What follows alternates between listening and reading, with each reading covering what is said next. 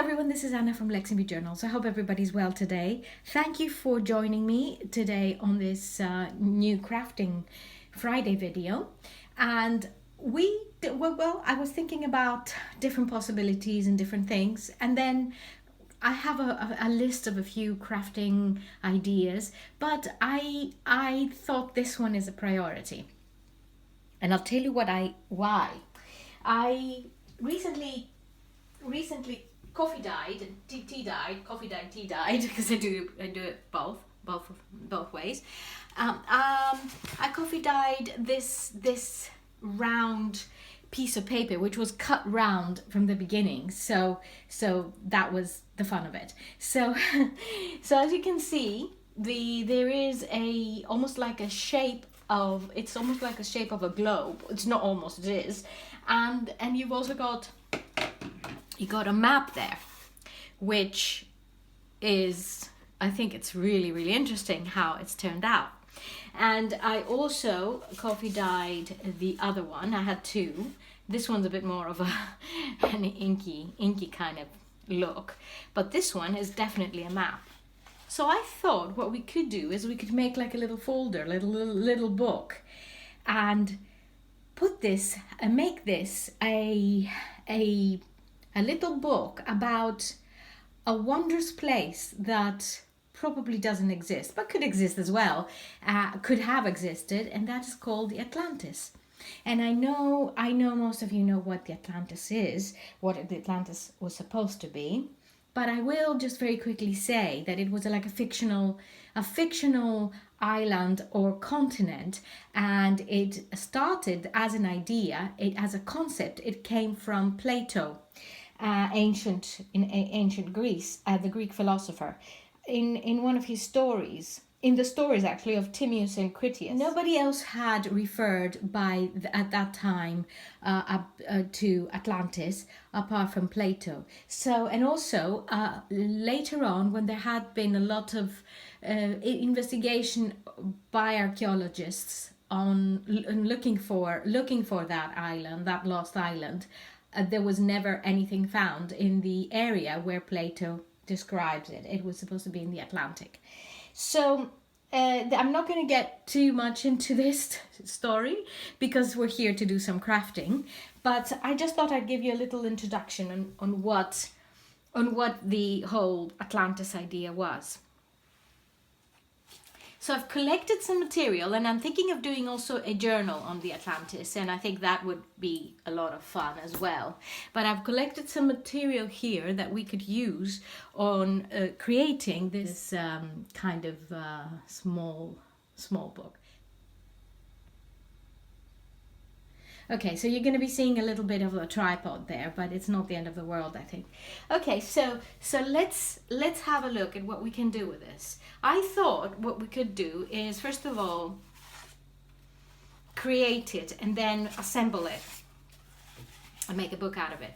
So it's not going to be like a lot of pages. It's going to have just a few pages with the sort of the idea of what Atlantis was. You know, the basics of Atlantis, let's say. So what I'm thinking is probably cutting around this to create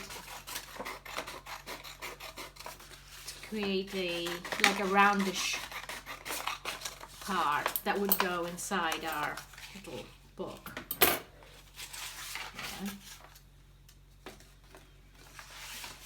And I've also got this, which is a map of where Atlantis was supposed to have been, and I will cut around this paper so we can also include. And I like the way it's handmade paper. It feels good when you're tearing it off, and you see how it's cut around.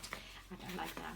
So I'm going to, and it's okay if it's all scrunched up because it manages to come back together. There we go. So that's also another little piece that will go in this book, and I found this, which the colors are really matching well. So I'm gonna cut around this as well a bit.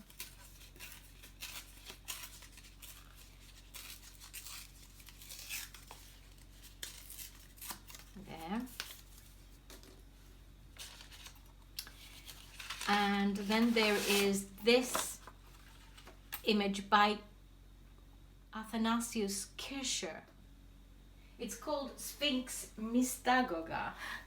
Kircher was very into the Atlantis idea, and he designed also maps and things and of the Atlantis. And Kircher was a geographer, and he was a very intelligent man, and he studied the Egyptian hieroglyphics, and he created maps, and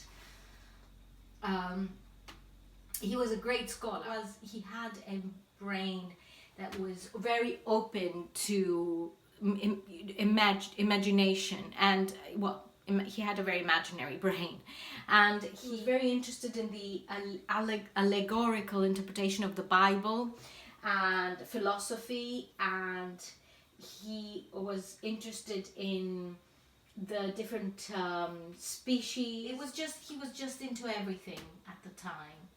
So he created these different images of what he thought Atlantis was like. So, you know, he was one of these people that it's worth investigating and reading about. So I'm going to tear this part as well. Sphinx Mystagoga, which is an amazing image. I'll show you a little bit more closer. There it is. Interesting, isn't it? And it's all these peaks up there. So his brain worked in ways that, and you know, in the ways that I would love mine to work. Let's put it this way. So there's another piece. This is there's something I thought would look good in the whole picture. Got a few more images here. So I've got this, which is another Kircher image, and it actually is the proof that the Tower of Babel could not reach the moon. So you see, his mind went very far, and there. Actually, I think I'm going to cut this with scissors because it didn't come out very well.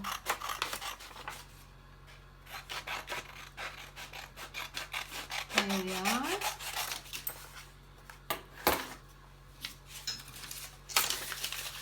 And I've also got this, which is a beautiful painting of a frozen man, or a man on a cliff. And I thought we could use this also as another imaginary, how far imagination can go when we are in a world that it does not really exist. So this world, really, the Atlantis, was a world where people had reached a peak when it comes to self knowledge and the spirit and the communication among each other. I mean, I've also heard of stories that the ancient Atlanteans maybe were able to communicate with animals and fish, and for example they spoke the language of the dolphins. So this is a painting of the destruction of a city, and I thought that this would look really good as part of the Atlantis, the myth of Atlantis and how it was destroyed, because we haven't got any reality, we've only got imagination here to work with. So anything that is imaginary when it comes to paintings is helpful and images. So I'm going to cut this completely around and add it onto the, let's see, whatever this will turn out to be. There. So there it is. The beauty of it all is that you don't have to be cutting things perfectly. And this is another imaginary image of Atlantis. So this is amazing. So I'm going to use this as well. I'm cutting it around so that I can create more space, because I think I will probably end up doing a collage in here, in this, let's say, folder. So there. It looks like it has, it's almost like three-dimensional, so it's really good. I like also this design, which is, it matches this, the whole, and also this matches the whole, the colors and the whole, topic that we're investigating here, which is the Atlantis. So this is what I've got here to work with, and I've decided this is what I'm going to use. I'm not going to add more things. This is what I'm going to use for. And I have a little bit of beautiful marble paper here, and some of this, which is just a piece of paper with some moths on it, but I think it looks good. So what I need is, what I'm going to use is a bit of distress, so that I can distress it. And I'm going to distress some of the, there we go, images that I'm going to use here.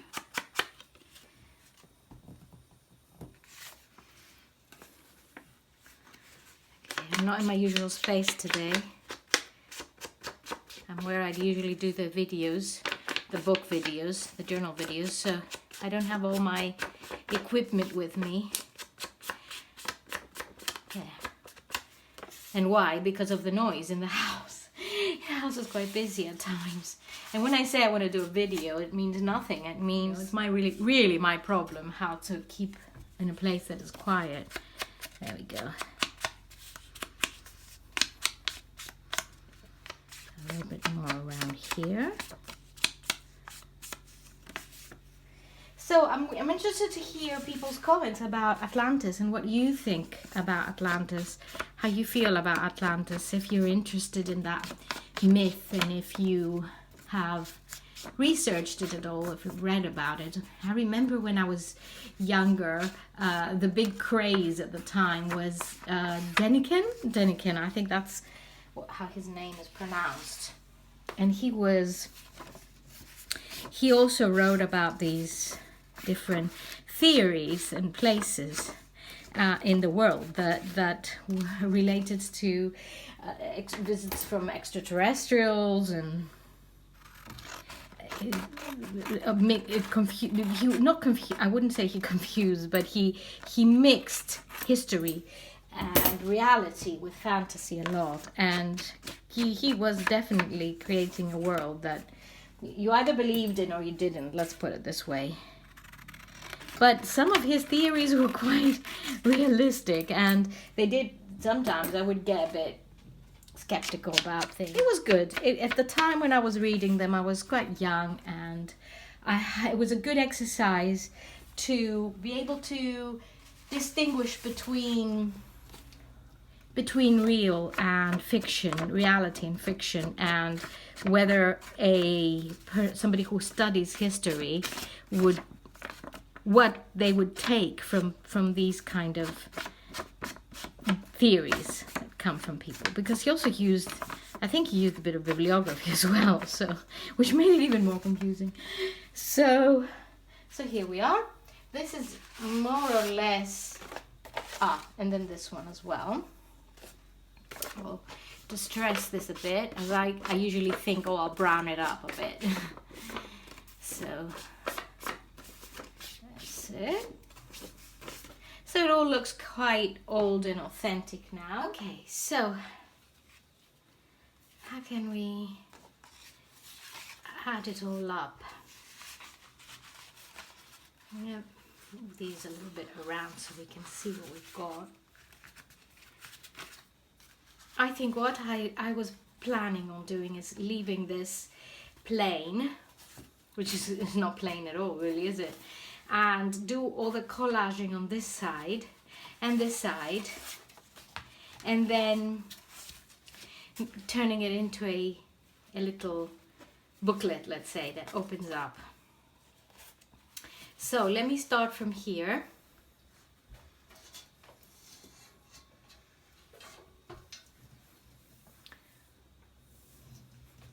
Perfectly round, beautiful. I love this paper. I just love it. I think I made some time ago, I made another one that is round, and I haven't done anything with it yet. It might go into a giveaway.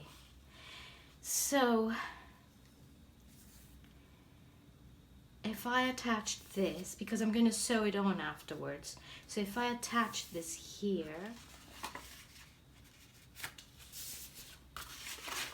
I'll leave it there, and I will add some of this marble paper and attach it on, like glue it onto the actual paper.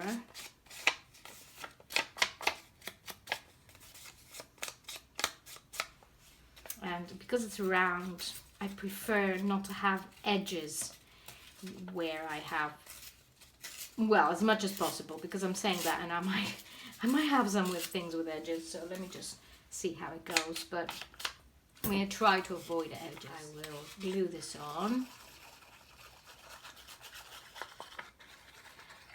So I hope everybody has been okay and managing this month, which is quite a hard month. A lot of people have to do their taxes and all sorts of other different, you know, I mean, it's also winter for our part of the world, and not very pleasant, and or whatever. It's not the best time in the year, let's say, but we're managing, aren't we? We're managing it. This is I like this image very much, very, very much, so I'll make it prominent somewhere where it can be seen well. Yeah, I mean, we were away this weekend, and we went to the sea to visit Paul's family, Paul's brother, actually, just his brother and his family, and I posted a couple of things on Instagram. It was a lovely place, Poole, near Bournemouth, and maybe a lot of you have heard of it. And it's only a couple of hours away from where we are here near London. We're in Hampton, let's say, so we're not very far. It was a pleasant journey. It was a nice day, and then we went on long walks, and we ate in a really lovely Sardinian restaurant for dinner on Saturday, and then we went on a boat trip on Sunday. I had lunch at this pub that was so old. It was connected to an even older pub. So one was 1300s, and the other one, the more recent one, was 1700s. But they were both separate pubs, and then they were connected later on. And the old part was something else. And I love, you know how much I love these places. So I had a great time there.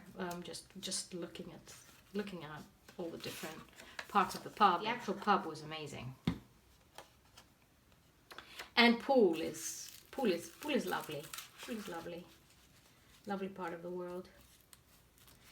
Not too, as I said, not too far from London, but it has this quality of being out of London that makes it more, I guess, attractive for people who like to go away, to be further out.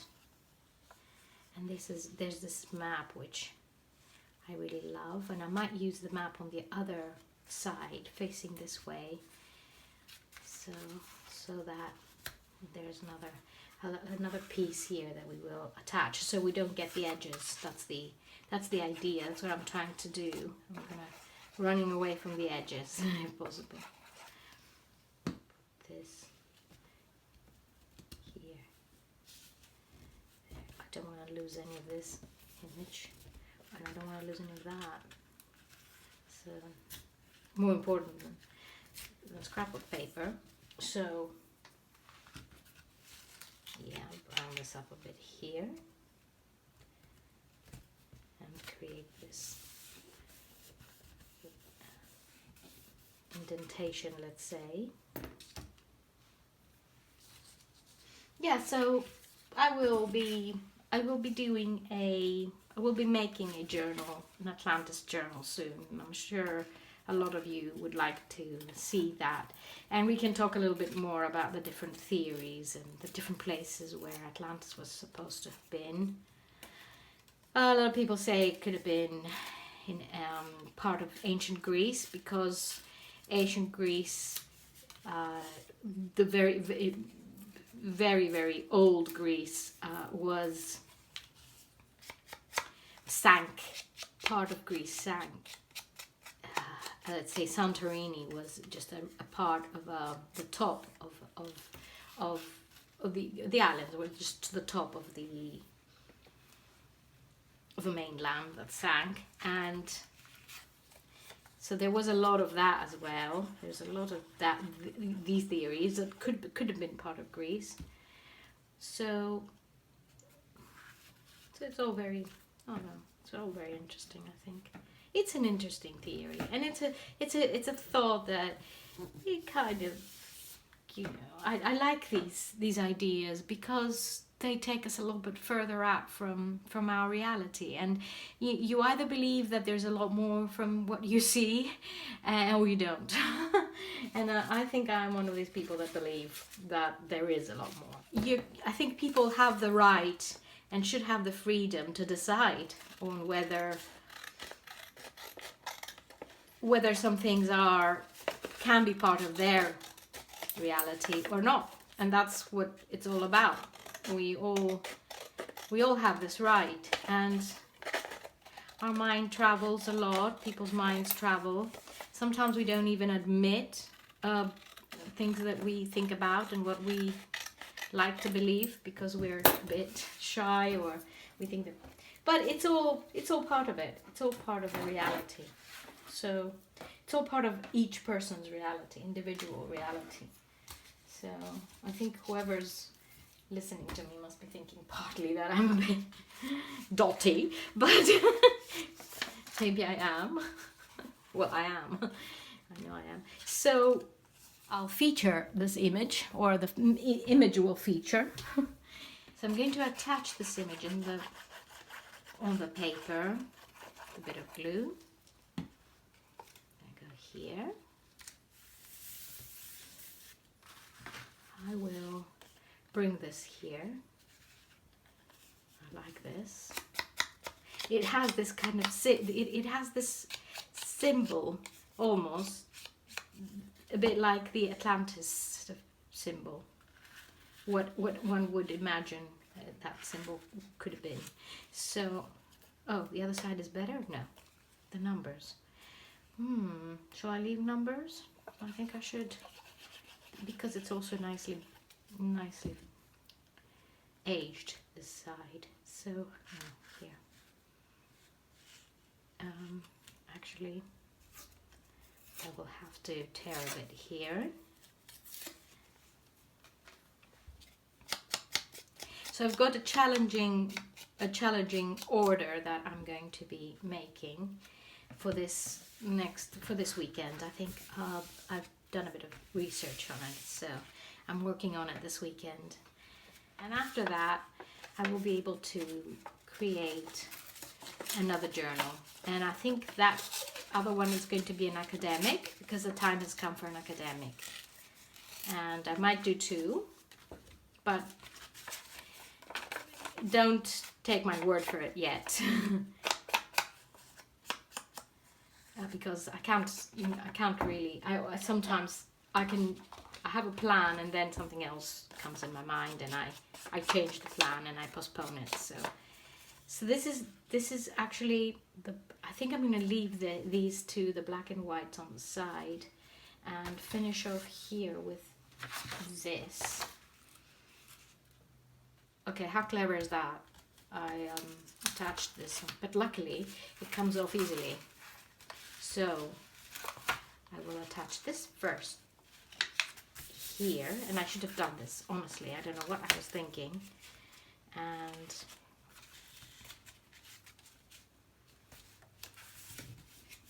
I will attach these here. I think that's it. That's better.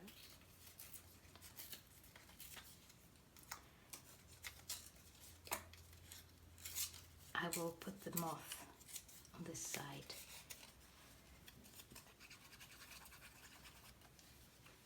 Here. Okay.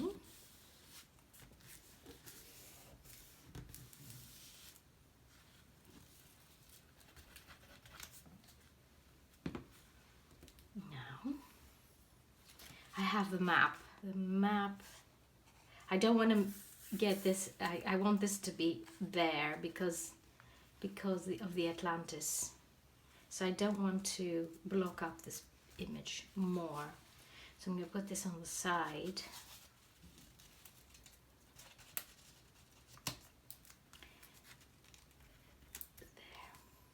There. A bit of glue there, which I will borrow and put on the map. Sorry, I don't, as you know, I don't know where everything goes. So it's always, I always do it in the process. So there, I'll put the map on the back.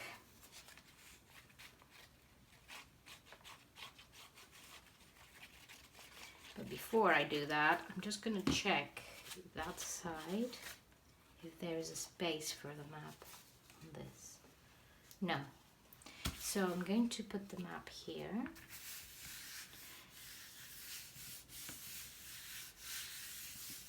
Okay. So it's going to be like 3 parts, where the front is going to be the main. The front cover, let's say, will have just the image of an imaginary map.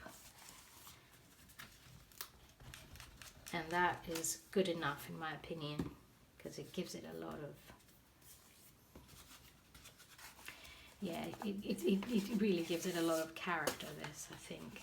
And we'll see what, I could put a title up on the front. We'll see about that next time. So this is the last page. And here I'm going to add this, which is amazing image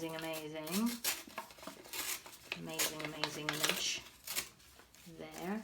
You might find I might repeat these images in the journal, because there are not that many original images of the Atlantis online. So images of different artists. So this one is a classic, I think.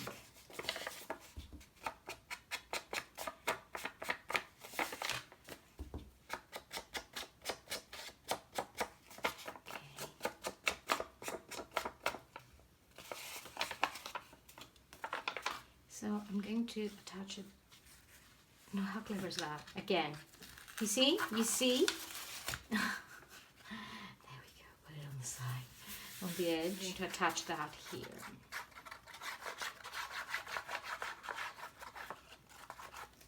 I start from not the most likely image that I need to start with, but it happens. So I'm going to move this a bit further down. That's good. And then we have this, which can go like that under.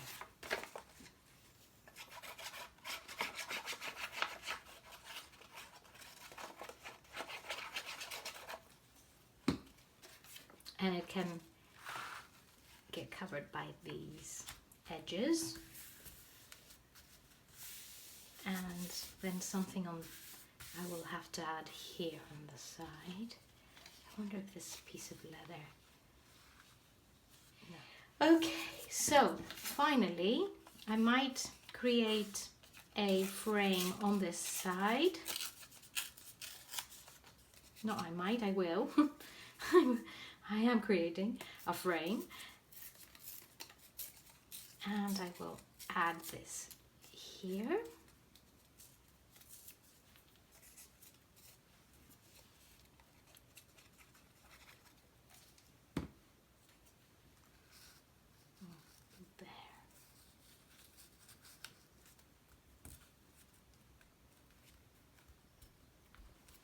That's it. Okay. Age it all over. So I'm kind of giving this almost like the touch of an archaeologist, something an archaeologist could easily just have with all these little bits and pieces, like a collage that he would or she would carry around with all the things that they want to remember or have, because an archaeologist, I think part of an archaeologist's life is so much attached to imagery and relates to imagery that it's nice to have all these to look at while you're traveling, looking at the maps, looking at different images, and it's just part of it, I think. So I will leave this there. And finally, this is the last piece of that material that I used to have. They never did this again. Maybe they will bring it back. And I was so sad that I didn't keep more of it. It just went while I was making journals into bags and things, and I missed it. I thought I should have kept a bit more.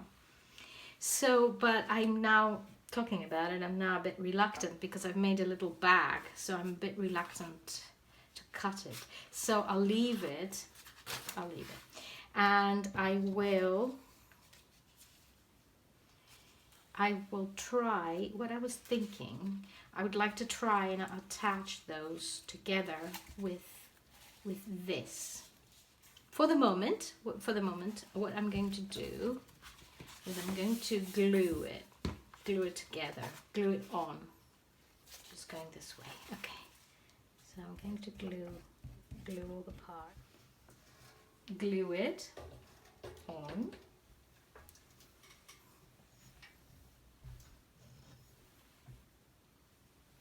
I'm leaving it for just a second so that the glue is not too wet. Just a little bit.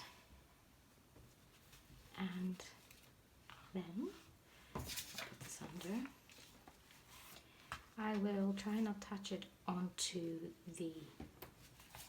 this, which I don't know what to call it, a folder, or probably a little folder. Like I keep saying, a little book folder, yeah. The leather is very, very, very thin, so it's okay. It will fold on to the actual paper. Twisted a bit on this side. And this will be like a little, some kind of a spine, a little thing to wrap it in around, to keep it together. That's it. I don't mind the folds. I'm sure you don't either. We will open it in the middle.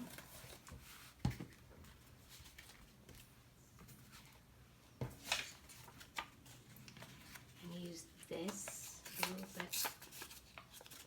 You'll see what I'm getting at. There. We'll use this in the middle to keep it attached.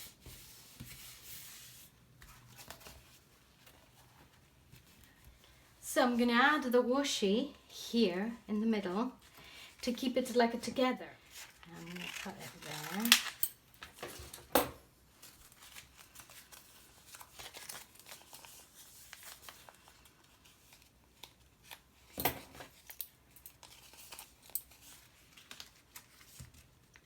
have it onto the part that is on the green spine.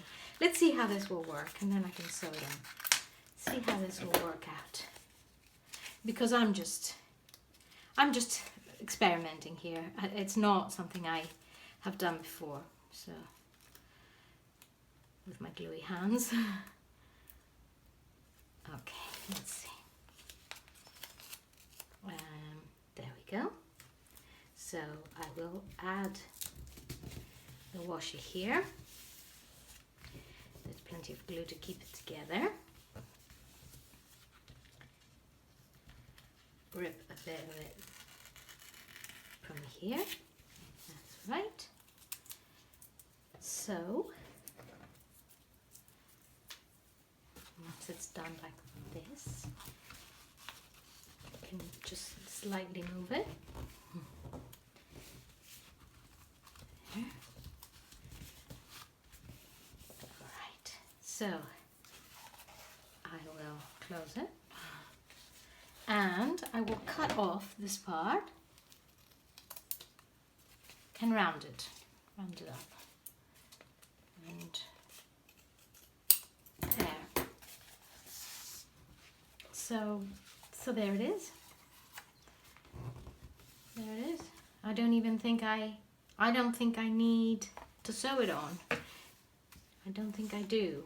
It's well attached, ready to use. So here it is. Now, let me see if there's anything I could add to it to see if it would make a difference. So what I could do is add this, which is really pretty. I'll put this on the side and keep it closed this way. And then when opened, it can go like that. It can stay here, it can live there on this side. So here we are. Ready. Put it here. It didn't take that long. And we've got something really nice to keep, to have. We can hang it, we can use it and stick things in. Has a little, like a little notebook, and we can actually sew on it as well. So sew a book, make a book, because you can use that spine that I created in a different way, give it a bit more space and add to it and create the book. So thank you so much for joining me today, and I hope that you enjoyed this crafting video. We will be talking again next week. I'm going to do another one next week, and in the meantime, lots of love to all, and we will be speaking soon. Bye bye.